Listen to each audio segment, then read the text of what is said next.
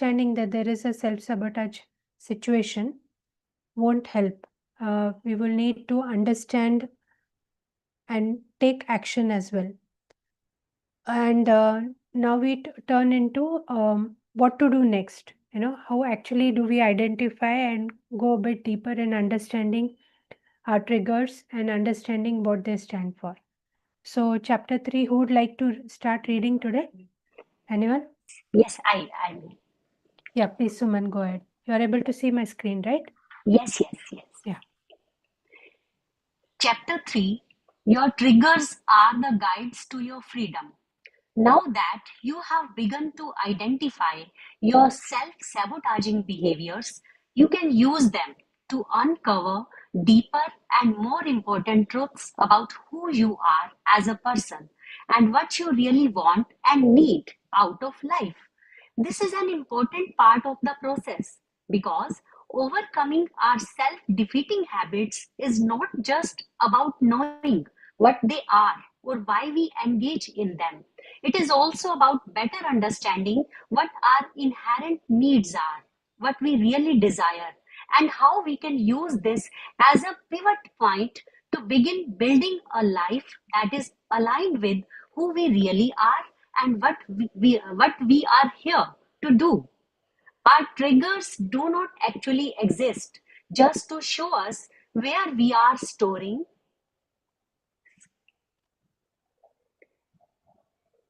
unresolved pain. In fact, they show us something much deeper. Each negative emotion we experience comes with a message, one that we do not yet know how to interpret. This is when a single challenge begins to become a chronic issue. Unable to honor and use the guidance of the emotion, we shut the feeling down, store it in our bodies, and try to avoid anything that might bring it up again. This is when we become sensitive to the world around us because there are a lot of repressed feelings mounting. On the surface, it seems as though the thing that triggers our emotional response is the problem. It is not. The problem is that we don't know what to do with how we feel and therefore don't have all of the emotional processing skills that we need. When we can identify why something is triggering us, we can use the experience as a catalyst for a release and positive life change. Scroll up, please. How to interpret negative emotions. Through everyone, particular triggers are unique to them. It helps to better understand the function of some of the feelings that we often condemn. Some of the emotions that are most strongly connected with self sabotaging behaviors are actually important for us to better understand. It is not about simply getting over them, it is about listening to what they are trying to tell us about our experience. Anger. Anger is a beautiful, transformative emotion. It is mischaracterized by its shadow side, aggression, and therefore we try to resist it. It is healthy to be angry, and anger can also show us important aspects of who we are and what we care about. For example, anger shows us where our boundaries are. Anger also helps us identify what we find to be unjust. Ultimately, anger is trying to mobilize us to initiate action. Anger is transformative and it is often the peak state we reach before we truly change our lives. This is because anger is not intended to be projected onto someone else. Rather, it is an influx of motivation that helps us change what we need to change within our lives. When we do not see it as such, we tend to bury it, not ever resolving the real issue at hand. This is when anger starts to cross over into aggression, when we take that energy out on those around us as opposed to using it as an impetus to change ourselves.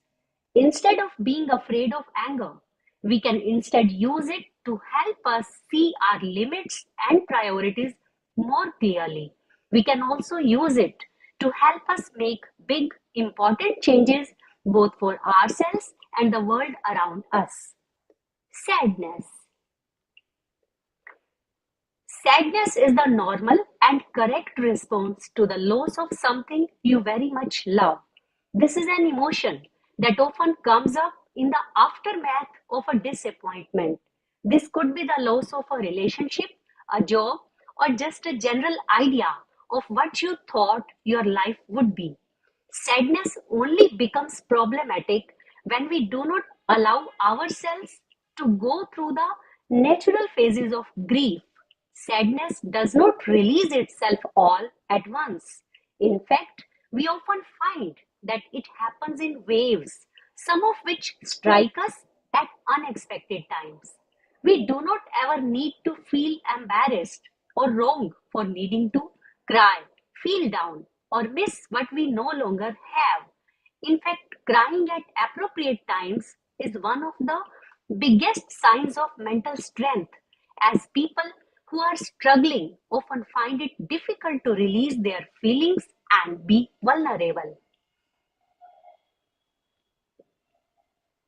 Guilt. Guilt tends to affect us more for what we didn't do than what we did. In fact, people who struggle the most with guilt are the people who are not actually guilty of something terrible. People who commit heinous acts tend to not feel much remorse. The fact that you feel bad that you could have done wrong by someone is a good sign in itself. However, guilt requires us to look deeply at what behaviors, if any, we feel badly about, as well as what we may have done that was not in our best interest. If we have treated others unfairly, we must be able to admit, apologize, and correct that behavior. However, if the feeling of guilt is more generalized and not specifically relating to any one incident, we need to look closely at who or what made us always feel us as though we were wrong or inconveniencing others. Guilt is often an emotion we carry from childhood and then project onto current circumstances when we felt as though we were burdens to those around us.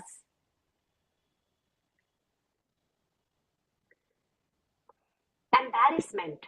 Embarrassment is what we feel when we know that we did not behave in a way that we are proud of. Other people can never make us feel as embarrassed as we make ourselves feel. When you are truly and completely confident that you are doing the best you can with what you have in front of you, you stop feeling embarrassed all the time. Sure, others can make feel you bad with their comments or ideas, but even their worst judgments tend to be neutralized when we accept ourselves and feel proud of who we are. Shame is the shadow side of embarrassment.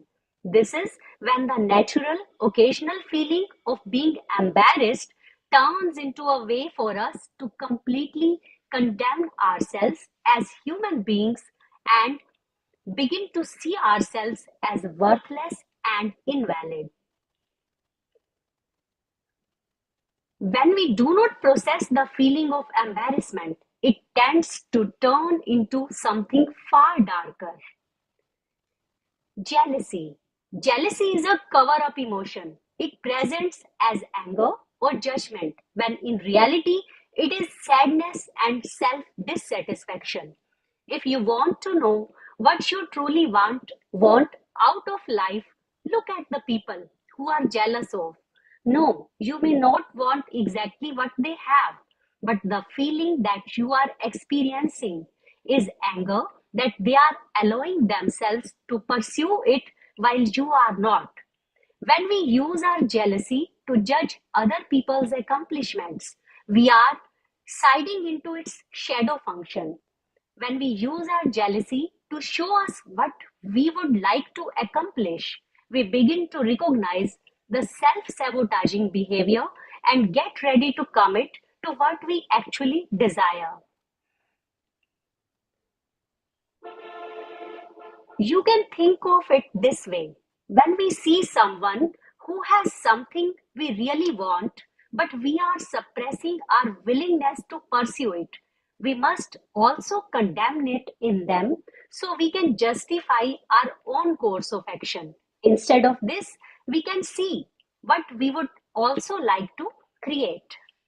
Yes, someone else want to read? Yeah, can I please go ahead?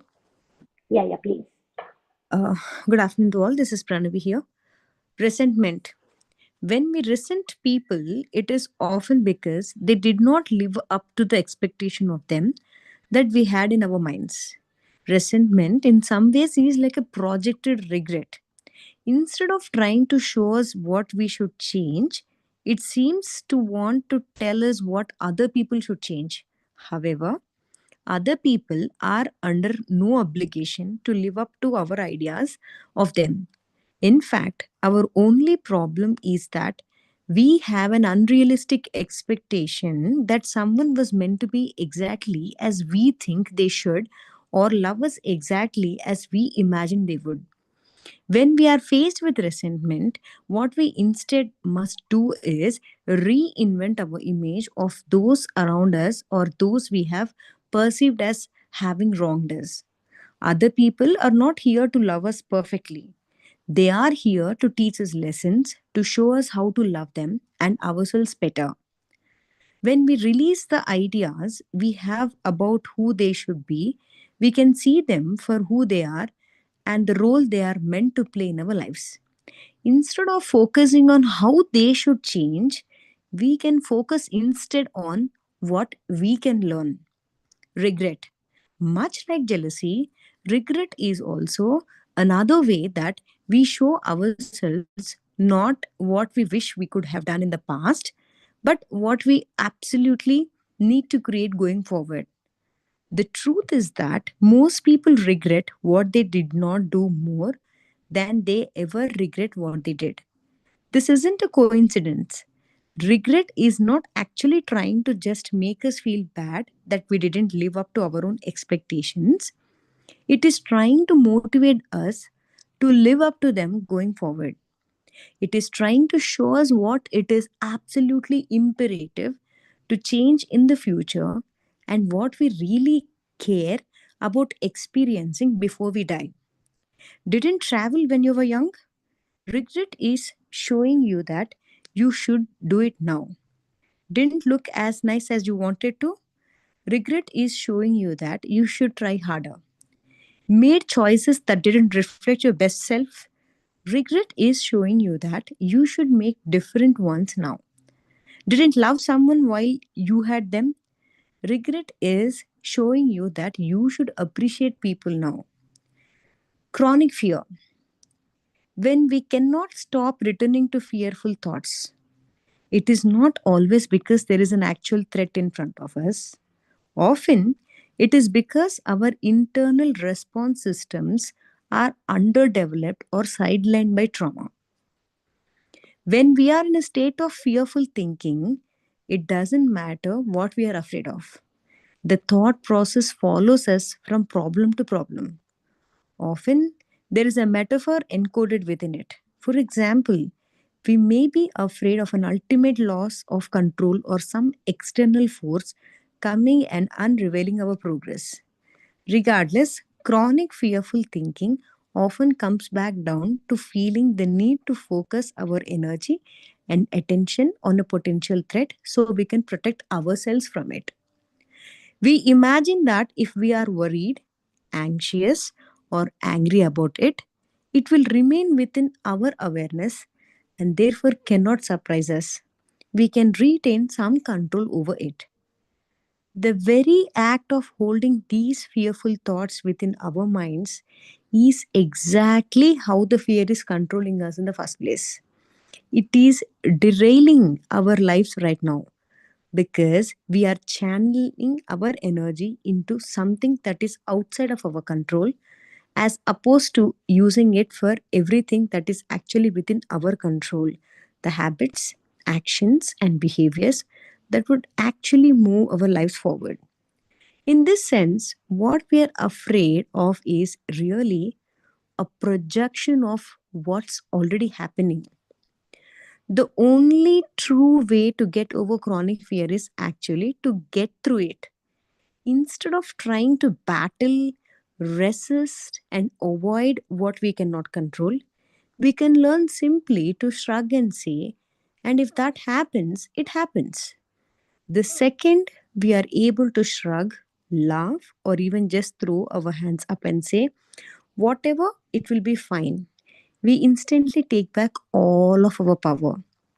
What keeps the fire of fear raging is the idea that if we accept what we are afraid of, we are giving in to the worst potential outcome. The truth is that when we stop being afraid of what we cannot control and know instead that nothing can possibly ruin our lives more than we are ruining them with our negative, distracted, and irrational thinking and focus, we are completely free. When we are in full acceptance, fear leaves our consciousness and becomes a non issue. It is at this point we realize that it always was. Our internal guidance system whisper until they scream.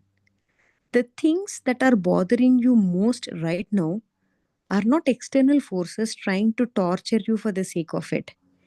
They are your own mind identifying what in your life can be fixed, changed, and transformed. If you continue to not take action, the siren will only get louder, and if you never learn to listen to it, you will probably just disassociate from it and then be a victim to it. You already have the answers. You already know what you are here to do. You are here to create everything that would make you happier that you can imagine. It is only a matter of quitting your mind enough so you can feel all the unlimited potential that is begging you to be used. There is no such thing as self sabotage because the behaviors that you think are holding you back are really just meeting your needs. It's not a matter of trying to push yourself beyond them. It's a matter of seeing them for what they are and then finding better, healthier ways to fulfill them. We live in an age where people tend to tell us that we should be entirely self sufficient and to want or need another person's presence, validation, or company is a sign of self insufficiency. That is not an accurate portrayal of what it means to be human, and it severely overlooks the reality of human nature and connection. Though many people are codependent and lean far too heavily on others to give them a sense of safety and self, leaning too far the other way, where you believe that you don't need anyone or anything and that you can do everything yourself, is not healthy either. They are two opposite manifestations of the same wounds, which are mistrust and the inability to connect. Your need to feel validated is valid. Your need to feel the presence of another person is valid. You need to feel wanted is valid. You need to feel secure is valid. Yeah, if anyone is interested, please go ahead. Thank you all. May I? Yes, okay. Oh, Yeah, please go ahead, Tasya. Thank you. Often the first reason we start neglecting our essential needs is because we think we are weak for having them. We only believe this because when we were young, we did not have to rely almost entirely on others to meet our essential needs.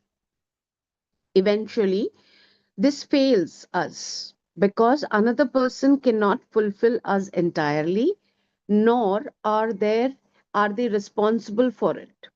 As we grow up, we learn self-sufficiency. In fact, reliance reliance on oneself for the foundation of our basic needs is an important part of a person's development. In the same way, it is also important that we recognize we cannot meet every single one of our needs on our own. Human beings are hardwired for connection to others and to a group. This is why we exist in subsets like communities and families, and generally feel happiest and most fulfilled when we are doing things that serve the greater good. This is a fundamental and healthy part of who we are, and it is not a sign of weakness. In other cases, your need to feel financially secure is healthy. It is not always a product of your being greedy or ill intentioned. Your need to be validated for the work that you do is healthy, and it is not always a product of you being vain. Your need to live in a space and area that you enjoy being is healthy, and it is not always a product of you being ungrateful for what you have. Your subconscious mind is trying to communicate with you. Within our self sabotaging behaviors lies incredible wisdom.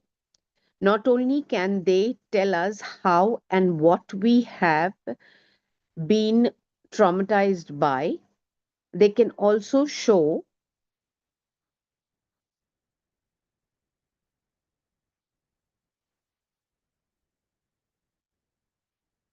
us what we really need. Embedded within each self sabotaging behavior is actually the key to unlock it, if only we can understand it first.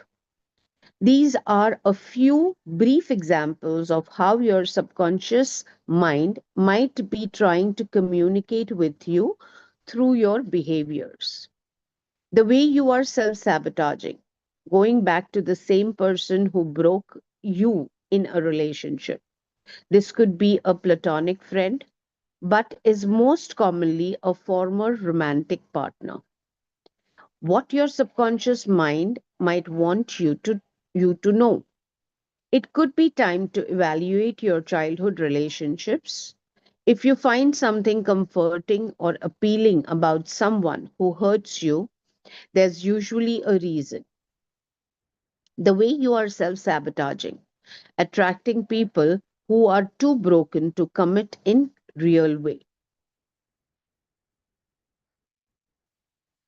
What your subconscious mind might want you to know, you are not too broken to find someone who actually wants you. And when you begin to recognize that you are worthy of being committed to, you will start choosing partners who do just that. The way you are self sabotaging, feeling unhappy, even if nothing is wrong, and really you have gotten everything you have wanted in life. What your subconscious mind might want you to know.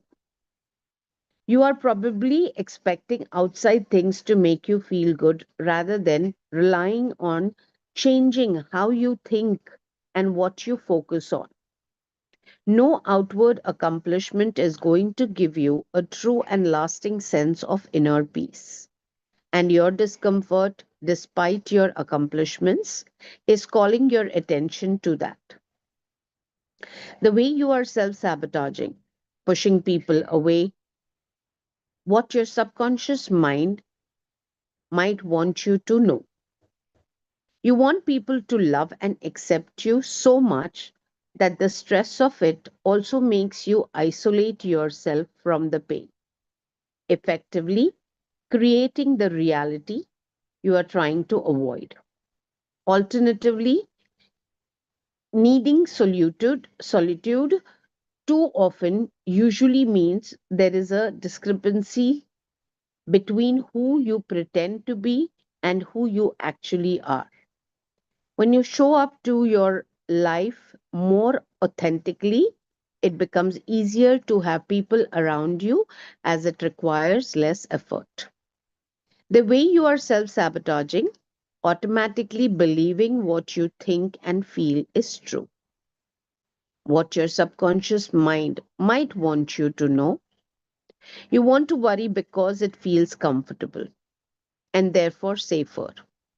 The more you blindly trust every random thought or feeling that passes through you, the more you're going to be at the whim of what's happening around you. You must learn to steady yourself in clarity, truth, and groundedness, and to be able to mentally discern between what is helpful and what is not. The way you are self sabotaging, eating poorly when you don't want to. What your subconscious mind might want you to know. You are doing too much, or you are not giving yourself enough rest and nourishment. You are being too extreme. This is why your body is requiring that you continue to fuel it. Alternatively, it could be that you are emotionally hungry, and because you are not giving yourself the true experiences you crave, you are satisfying your hunger another way. The way you are self sabotaging, not doing the work you know would help move your career forward. What your subconscious mind might want you to know. You might not be as clear as you think you are on what you want to be doing. If it isn't flowing, there is a reason. Instead of trying to push through and continually hitting the same wall over and over again, take a step back. Maybe it's time to regroup, re strategize, or seriously think about why you are trying to take the steps you are. Something needs to change, and it's probably not just your motivation. The way you are self sabotaging, overworking, what your subconscious mind might want you to know. You do not have to prove your value. You do, however, have to stop running from the discomfort of being alone with your feelings, which is very often the reason people overwork. There is a difference between being passionately committed to something and feeling obligated to outperform everyone else. One is healthy, the other is not. The way you are self sabotaging, caring too much about what other people think, what your subconscious mind might want you to know. You are not as happy as you think you are. The happier you are with something, the less you need other people to be. Instead of wondering whether or not someone else will think you are enough, stop and ask yourself, is my life enough for me? How do you really feel about your life when you aren't looking at it through the eyes of others? The way you are self sabotaging, spending too much money, what your subconscious mind might want you to know, things will not make you feel more secure. You will not be able to purchase your way into a new life or identity. If you're overspending or spending outside of your means on a regular basis to the point that it is detrimental to you, you need to look at what function buying or shopping serves. Is it a distraction, a replacement for a hobby, or an addiction to the feeling of being renewed? In some way, determine what your needs really are and then go from there. The way you are self sabotaging, dwelling on past relationships, or continually checking up on exes. What your subconscious mind might want you to know. This relationship affected you more than you are letting yourself believe. The ending hurt you more than you acknowledged. And you need to process that. Your continued interest in this person means there's something about the relationship that is still unresolved. Probably closure or acceptance that you need to find for yourself. The way you are self sabotaging, choosing friends who always make you feel like you are in competition with them. What your subconscious mind might want you to know.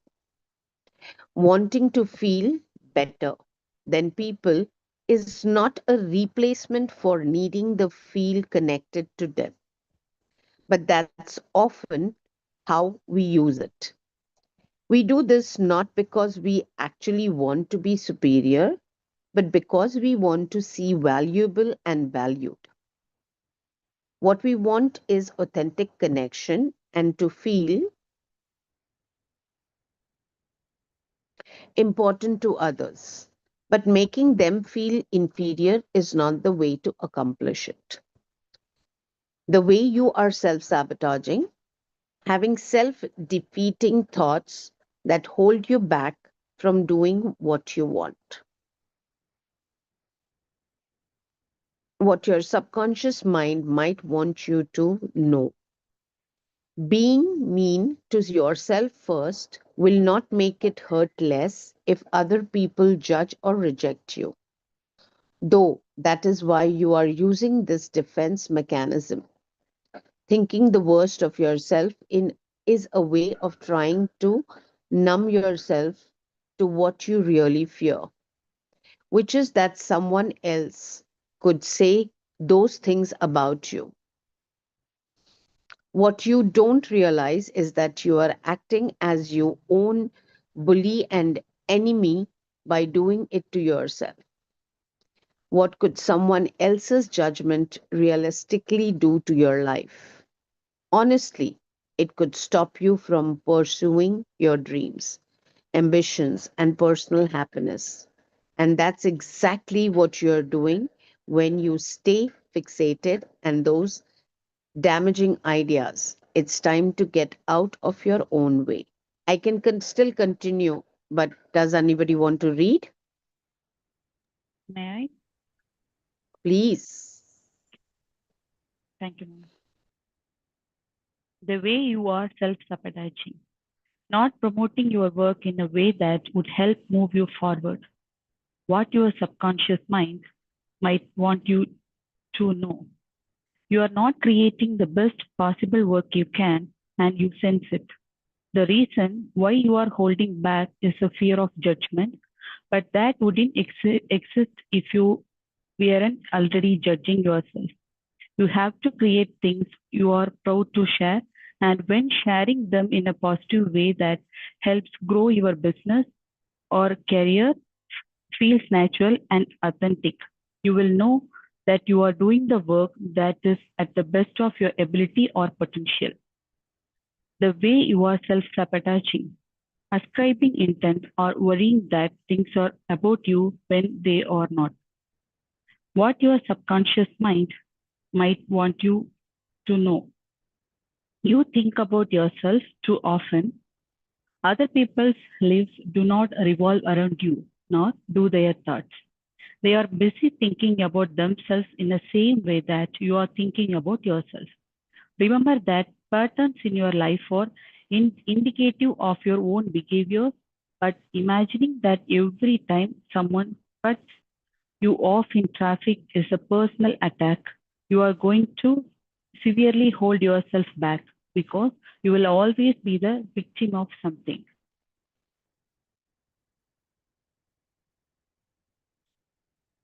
The way you are self-sabotaging, staying in a city or town you claim to dislike. What your subconscious mind might want you to know. Home is where you make it, not where you find it.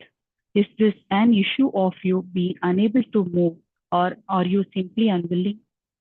Usually, when we stay in the same place, there is a reason. There is something we love about it, and it's where we want to spend our lives. The resistance comes in because of the judgment we imagine others may think if they know we don't live in the coolest, biggest, or the best area. You might also fear that people will judge you for not having progressed enough. The truth is that you are judging yourself, and you need to make peace or take pride in why you choose to live where you do. The way you are self-sabotaging, mindlessly scrolling through social media as a way to pass the time. What your subconscious mind might want you to know. This is one of the easiest ways to numb yourself because it is so accessible and addictive. There is world-altering difference between using social media in a healthy way versus as a coping mechanism. Mostly it has to do with how you feel after you are finished. If you don't put the phone down feeling inspired or relaxed, you are probably trying to avoid some kind of discomfort within yourself. The very discomfort that just might be telling you that you need to change. Learning to listen again. Now that you are starting to pay attention to your internal clues, it is important to understand how to listen to yourself and respond in real time. You are in the situation you are in now because you did not know how to understand or meet your needs in the moment. If you do not want to constantly have to fixing your choices and behaviors, you have to learn how to process and interpret your feelings in real time. This will be done by a process by building emotional intelligence, which will be primarily done in the next chapter. However, this is where we begin by understanding how to listen to our instincts. How to follow Thanks, your... Ramya. We'll stop here Okay. today. Okay, ma'am. Okay. Thanks everyone who has read. Thank you. We'll reflect back on whatever we have read today and see what stood out, what you could relate to, what actually talked of your situation which you're currently going through. Something which you don't agree also we can just discuss about it. And do you really think that emotions are negative, or it's just the negative effect that they have on our body? Yeah. So let's discuss.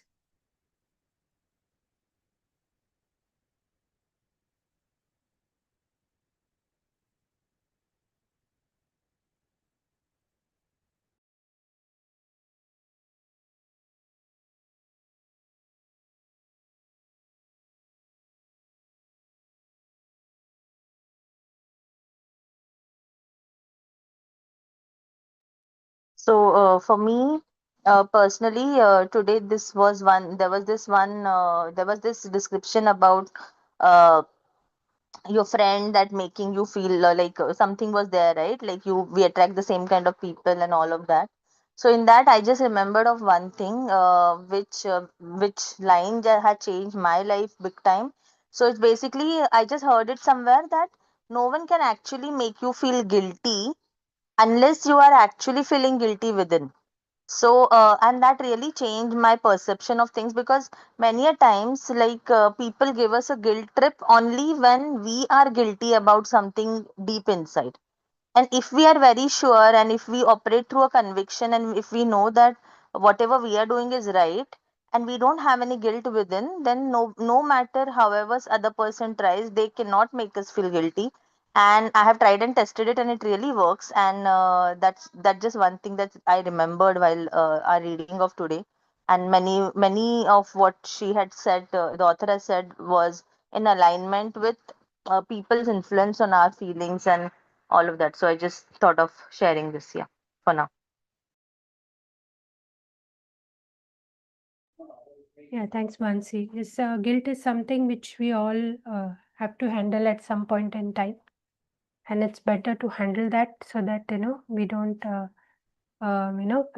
rather we don't let go opportunities which will come our way, and we also have to learn to do the right things. In the sense, if we are guilty, then you have to maybe action out. What is that has to change?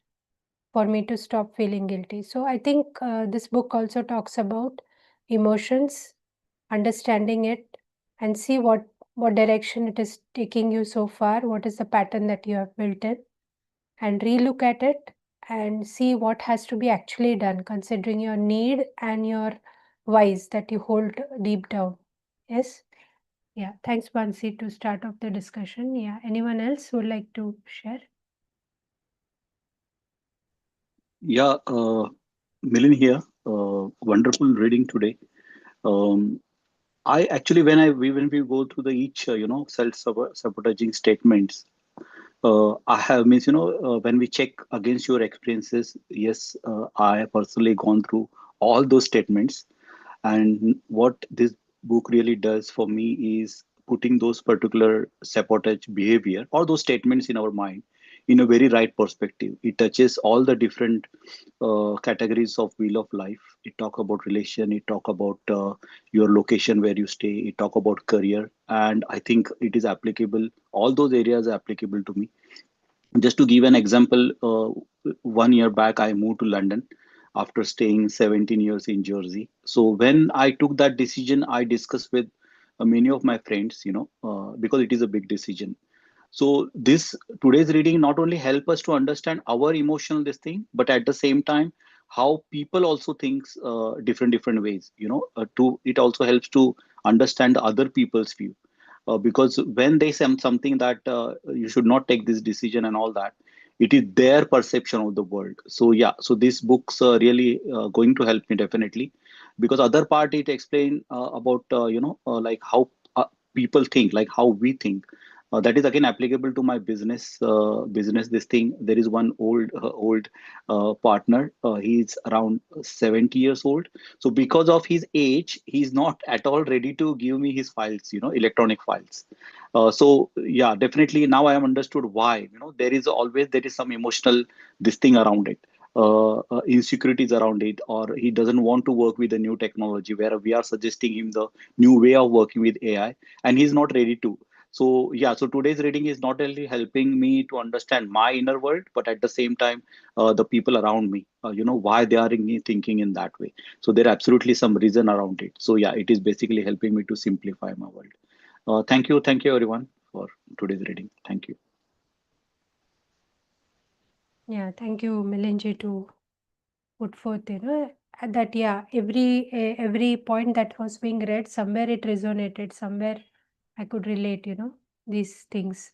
And I think this book will only speak to you when, you are really going through a process of, trying to change things for yourself.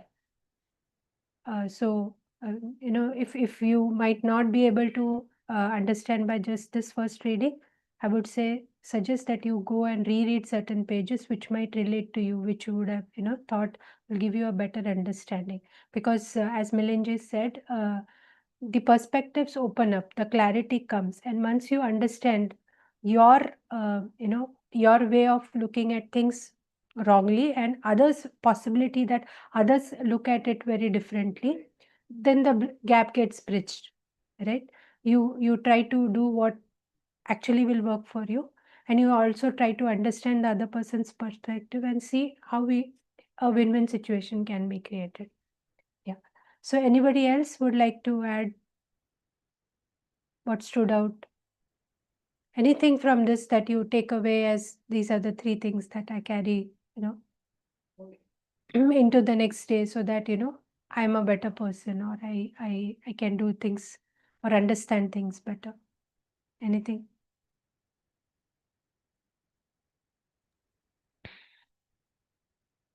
Can I? Yeah, please. Normally, I used to think the strong people never cry or never feel afraid. But after reading this book, I learned that the true strength is actually the opposite of these things. It's about understanding our emotions. We are not hiding them. So, what is this feeling trying to teach me is it asking me to slow down, or maybe it's showing me what really matters. So, if we get any emotions, we are not hiding them. That is the takeaway from today reading, I think. Great point, Ramya. Actually, the entire chapter is on how we can better handle our emotions, how we can actually process them better. And, that is a skill which we actually are not maybe born with. And as the chapter also says, many of those things are in the childhood. We learn from seeing others how they process their emotions. And from that learning, we are functioning even today. So there is definitely a way we need to relook. Society also makes us do certain things in the sense it creates maybe a guilt or a shame, or it drives us to a specific purpose, but that might not be the real you. So basically, there has to be a thought given that what is the actual need that you are pursuing. So thanks for bringing up that point, Ramya. Yes, thank you. Thank you, Nisha. Yeah. May I? Yeah, please, Tasneem. So I just took some time to understand what we read today. Definitely, as Milind also referred, and as we are understanding, and others are also saying that these things that we read are relatable to us at some point in time. However, uh, what I feel is that this book, this kind of a book, that we have stumbled upon today and we are reading it. Since reading has been a passionate thing for, I think, the ones who are already on the group and right now, today on the Zoom call also, uh, we have actually evolved from all these things. But when you get such a checklist of what are the things that the way you are self-sabotaging, now we can relate to it that, okay, when that was happening to me, this is what I was doing. I was self-sabotaging myself in this manner. So yes, this is absolutely, for me, it is like a fun fact which is just coming on my face. Okay, yeah, at this stage of my life I was doing this, so this was self-sabotaging, and this is how I came out of it, or this is what I must have done, or this is how I've improved myself and grew further. But with all of this, there is one understanding also: the best way. Right now we are talking a lot about self-sabotaging and how we do it and what we do and when we do it. But the best way, again, I'll again come back to the same thing: spending time with yourself, being in gratitude. Because when you are in gratitude, a lot of mud gets settled down and you can drain it off, and then maybe understand how you can better your own self. So that's my take, that again, after understanding what all was I doing as a self-sabotaging act, I came out at that point in time and doing it differently. But now it is an eye opener. This was self sabotaging, or this was self sabotaging. But the best thing to do.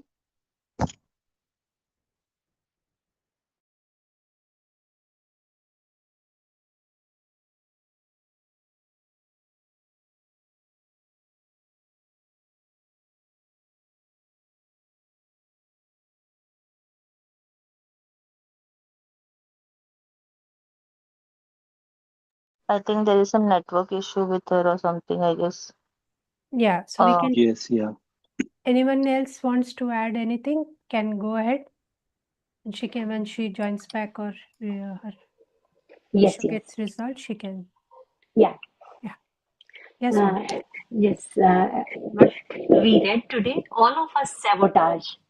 But the writer, what he wants to tell us, that we need to sabotage in a right way. We need to be mindful. Like when we are regretting, then regret should reflect the best choice you need to know. And about chronic fear also, he tells that internal response system, they are underdeveloped or sidelined by trauma. So chronic fear is also trying to tell us that we need to get through it. Whatever it will be fine. Various lines I liked today. One was, nothing can ruin our lives that we are ruining them with our own negative perception or thoughts. And about interdependency, also it was told that we need to be, it is our basic need to be dependent on others, but it need to be in a balanced way or healthy way for our personal development. Yeah, that's it. Right, Suman. Yeah, Pranavi, go ahead. Afternoon to all. Yeah, Pranvi here.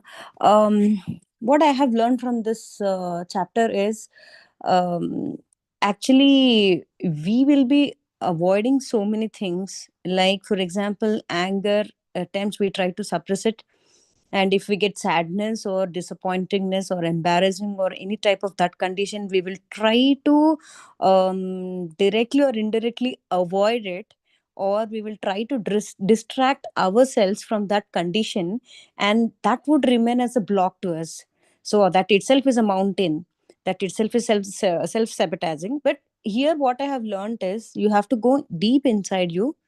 You should know what kind of emotions you are being handling or blocked, like it may be anger or sadness or whatever.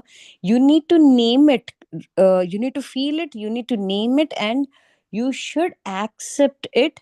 Instead of suppressing it, accept it, and it's better let it go through your body and try to release it. In the sense, you need to feel it and get through it and come out of it instead of suppressing and all that. So when you try to get through that, release, and when you try to release it, you would also know your true inner nature, because somewhere the author is telling that this anger, he's telling the positive sides of being the anger, and or having regrets or getting embarrassed and all. So when you really accept it with love, and if that, if it has to flow through your body and accepting it, then you will get the new version of yourself. So that is what I understood. Yeah, thank you all. Yeah, great point, Pranavi. So process it rather than repressing it. That's the broad understanding that we have to keep in mind. Yeah. Anyone else would Yes. like to add?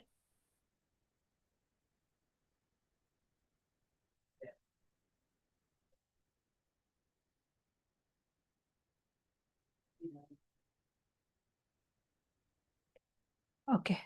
So yes, all I could get here in this chapter is it's all about your emotional processing skills. It boils down to that.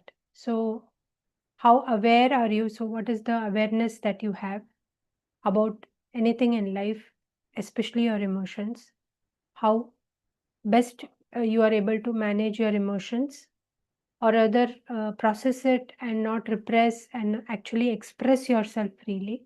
So the free expression is what is more important. That was being underlined in one of the examples where if you are avoiding yourself, you will avoid people, right? So that was very important thing, because if you are trying to avoid yourself, then you how would you freely express yourself and release that pressure from within? So that was very important for me. And third thing was being clear on the purpose. Once you understand that what you actually want, then you have a choice. But if you don't know what you want, then it's like what we are used to do, the way we are living, the way things are used to happen, the patterns of habits that we have, the behaviors we are used to will continue. But we'll have to understand what's the purpose for us to want a change, or at least focus on identifying triggers that can actually help us understand where the problem is and accordingly make a change. So, yes, we'll have to look at our habits, we'll have to look at doing actions in the right manner, and also look at behaviors which are obviously coming out, so that we can create, as such, the ending goes that we have to create things rather than just managing with things. So create a happier life. How? By understanding things, what is your core purpose? What is that you want, and how do you actually want to feel? If you're not feeling that way, then something has to change. So basically, it is also about quieting the mind, seeing where certain things are going into a critical side when it comes to your mind, or something which you bucket it as avoidance or regret, right? Resistance. So basically, trying to understand more of yourself, and maybe meditation, certain practices will help us do that. Journaling will definitely help us do that. And I think the book also gives us certain prompts. We can take help of that. So anyone who did a bit of journaling, basis what we read yesterday, anyone? Yes, Manselvi, I do. I take my own notes based on this discussions currently happening on these chapters. Yeah, Okay. yeah. And the Melinda, word thank which you use, sorry. Maniselvi, it's like I would try to just squeeze this whole thing into 2 to 3 key points. I mean, while reading also, I just framed only 3 sentences, and finally came to know that through any kind of sadhana, maybe meditation or yoga or whatever, you would be aware that what kind of emotion is running into your body. And instead of just observing it, it's better we ask ourselves that what this kind of emotion uh, is making me to learn things, and let me go through this, and so that I can learn. So I mean, I just scribbled just 3 lines after reading this chapter with you all. So as you said, journaling, this is the thing I've done. Yeah, thank you. And sorry, Milan, I didn't. No, absolutely. Actually, you took some of the words which I'm going to tell. Yeah, absolutely. As you just mentioned, that say when we read this book, we understand it theoretically, which I like. Yes, author has given us the statement and the solution, which is also right. But as Manasili rightly said, it is called introspection. People may say meditation, but bottom line is yes, you need to sit with yourself. And very key here is when you do this type of emotional practices, as we just mentioned, that instead of suppressing, we need to process those emotions. Uh, while sitting with yourself and doing this actual exercise, going through your internal world, you need to be very, very gentle and kind with yourself. I learned this from Tara Bash. She is a well-known author. Otherwise, I used to think that, oh, now solution is in my mind, I will attend this from next time. It doesn't happen, because this suppressing habit, or the habit which I built, like for my example, I normally say Netflix is a quick fix. Something goes bad, I just turn on the Netflix. So this is the habitual pattern, which is not actually productive to you. But to change those, I have to be very kind and gentle with myself. Otherwise, your mind will throw you off. Means, this is again my personal experience. You need to give yourself time, that why you are behaving in this particular way. And this book and these chapters are really helping me to understand my own internal world, saying that there's no need to be harsh. You need to be gentle. There is a way to look at the same thing in a different way. And exactly as this all paragraph are mapping with my experiences. I'm looking out for changing my job. I'm going to buy my house. So all this actually thinking, somewhere there is some negative aspect of it, but this book is now helping me to see it in a right perspective. Since I now moved to London, I don't have that many of friends. But yeah, this chapter shows how to take advantage of that, surrounded with the right people. Yeah, so it's helping me a lot. Thanks for picking up this book, and awesome discussion here. Thank you. Yeah. Thanks for summarizing it so well. And actually, the thing, what Milinji said, you have to be gentle with yourself. I think we are more compassionate, or rather gentle with others, but we rarely are with us. Because somewhere we are looking at that perfection, we want to do it, we want to. But the energy is flowing the wrong way. As Milinji said, we'll have to be a bit more gentle. Actually, I remember doing journaling on just that self criticism. What are the various ways uh, I have a self talk of, self criticizing.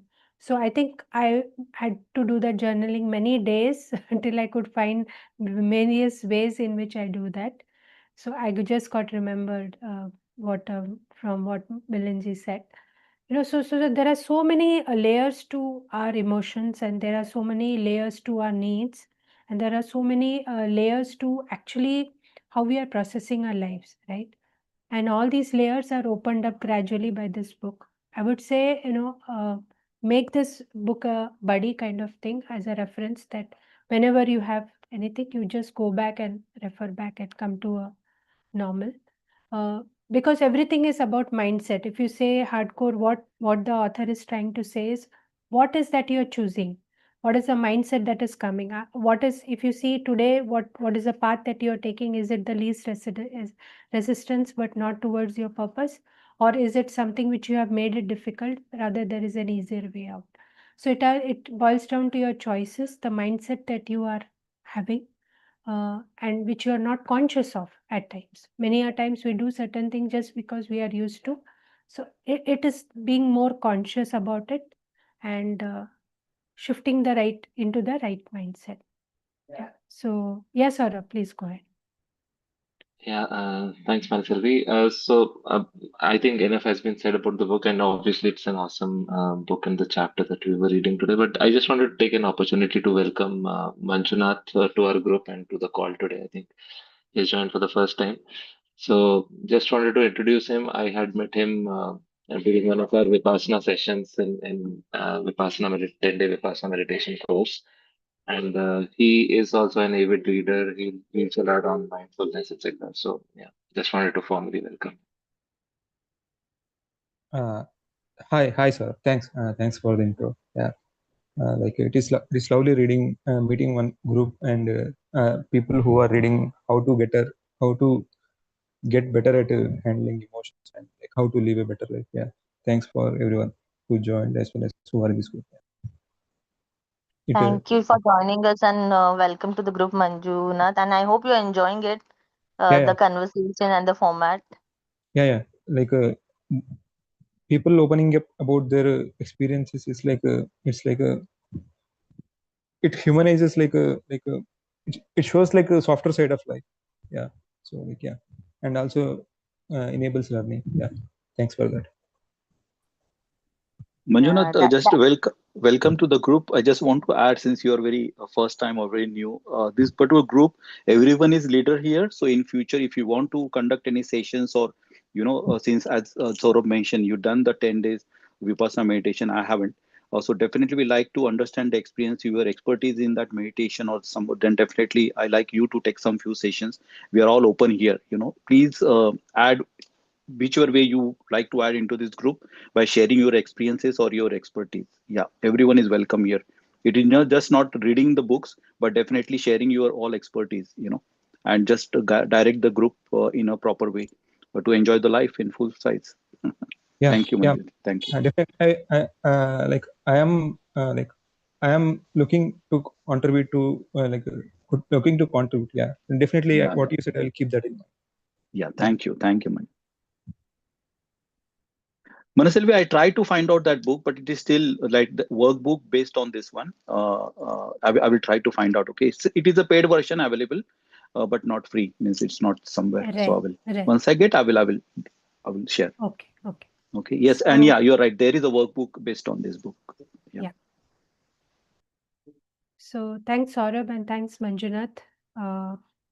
Manjunath, do you have anything to share about the book today, or you'll maybe do it from tomorrow onwards? No, currently I don't have. Okay, fine. It's okay. Absolutely okay. Okay. I would like to thank Milind for giving the summary of chapter 2 of the book, right? And inspired by that, I just tried to collate something and,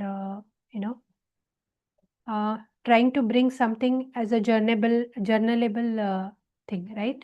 So basically, these are the patterns that we had read in the book, right? And I have just put certain examples, because without examples, one might feel a bit lost. So, for example, resistance.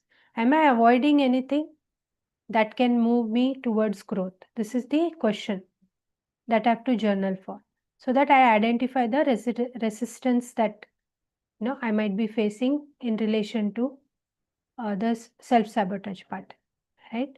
Example is I keep delaying starting a course that I have signed up for, paid for, whatever, and has been pending for a long time. So this can be a sign of a resistance, right? Let's not go into specifically the names as such, to understand what it is pointing towards, whether it is resistance, whether there is a hitting your upper limit issue. So let's identify, and then we can actually see what it stands for and how it can be handled. Now, reframe or actionable step. Again, I have given an example here so that it's easier for me to understand. Reconnect with your why and take one inspired step.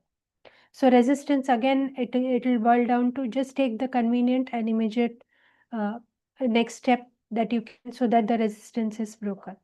If you understand the why well, it goes into the direction of your purpose, right?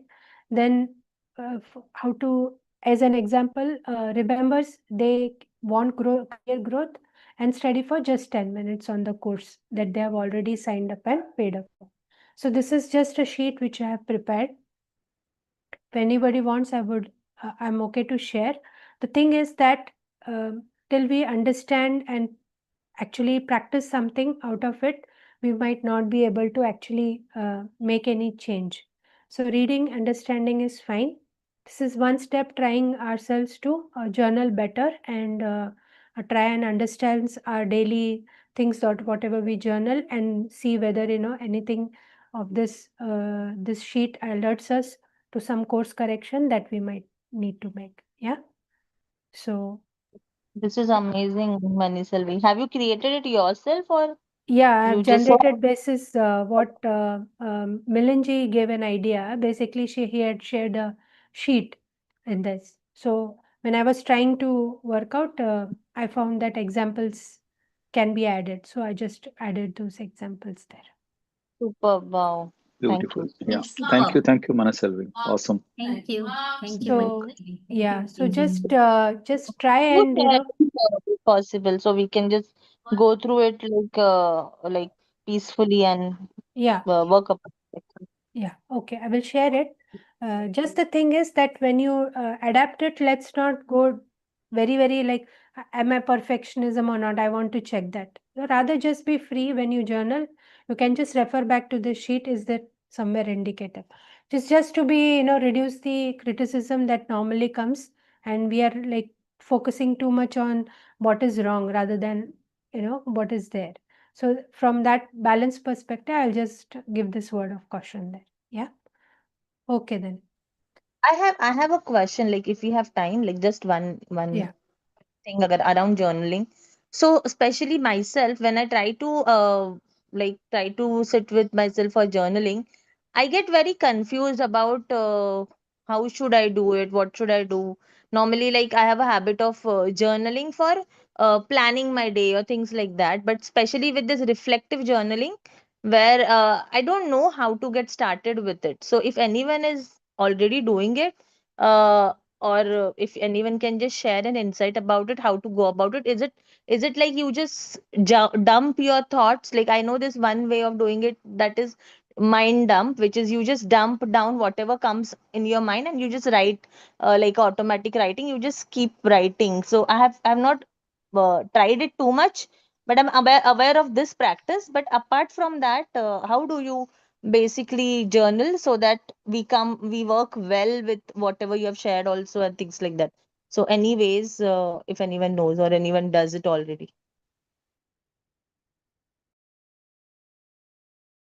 I have something to add, but like I will share it in the end about this one. Like I like to listen to others' perspective as well. Okay. Mansi, if you are actually new to the subject of journaling, I would just say journal whatever you feel like. Start the practice of writing for so many minutes. That is the first step, I would say, because it's very difficult if you are not used to it. Okay, you might do it for 2 days and leave it. Second way of doing it is what I had started initially with when I had started, is 3 things of gratitude that I have for the day, right? And three things which challenged me or which didn't work my way. So though that is the first way I first prompts that I used while journaling. Okay. Now how I do it is I just go on case to case basis. There is something that bothered, so I will write about it, and then I will look into it as to what that could mean, to just get a more dissociated view of the things, rather than in that situation we might not be able to reflect back, but at the end of the day I will reflect back on that, and that helps to, one, get a self understanding. Second is also to understand if there are patterns that come up, that you see you're getting angry with, due to, frequently, or so you start keeping a tab on yourself. So this really helps you if you do it. And a word of caution there, don't attach guilt if you are not able to write anything. Make an attempt to write, say, every day before you go to sleep. Make an attempt, but let's not that be a guilt to stop you from ever trying it again. So that is one other learning that I had in my journaling thing. There are also certain websites which give you links to different journaling prompts, like there are 30, 20 days, 21 days, 90 days. They will keep on sending you prompts, you have to journal. So those things are also there to support you if you really want a very focused and specific kind of journaling. Yeah. Yeah,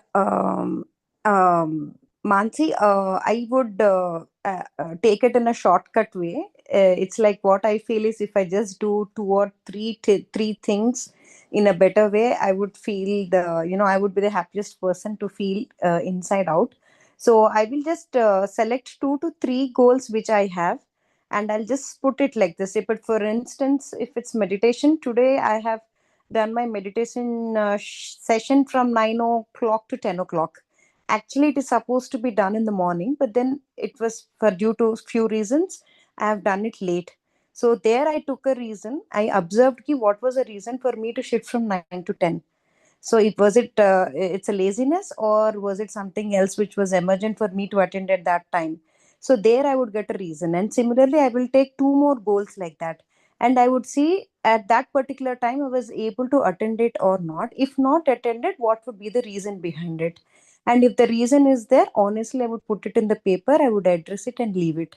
So in short, only I'm very much concerned about the goals which I selected.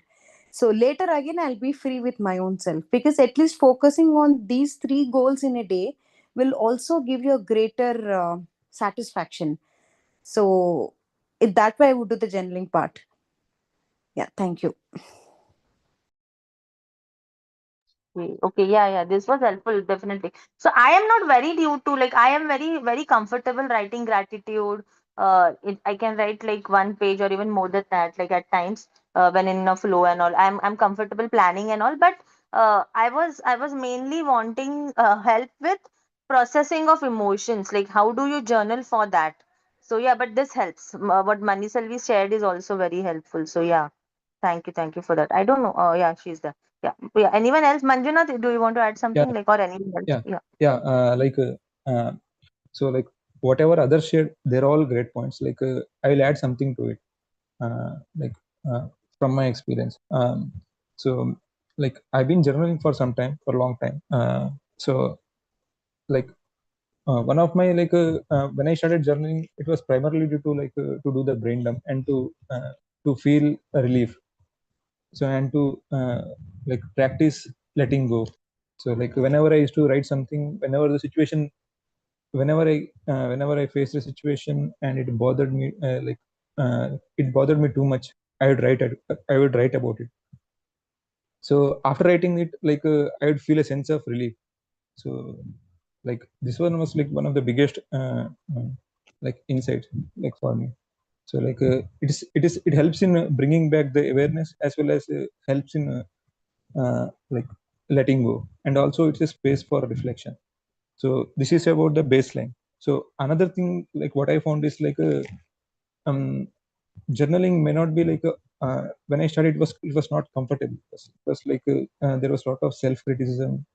There was a like it was also a space for worries. So what I found was it is also a space for practicing kindness, meaning like uh, it is one space where you have to practice kindness, even if all the other things, right, even if all the other things you like even if all the other things where you're being critical, but here you have to practice kindness.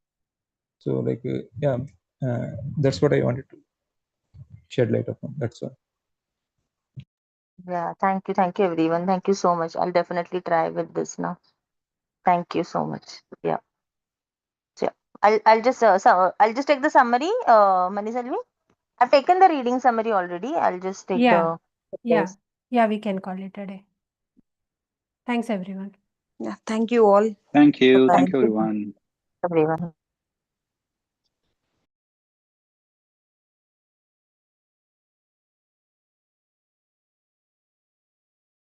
Thank you, everyone.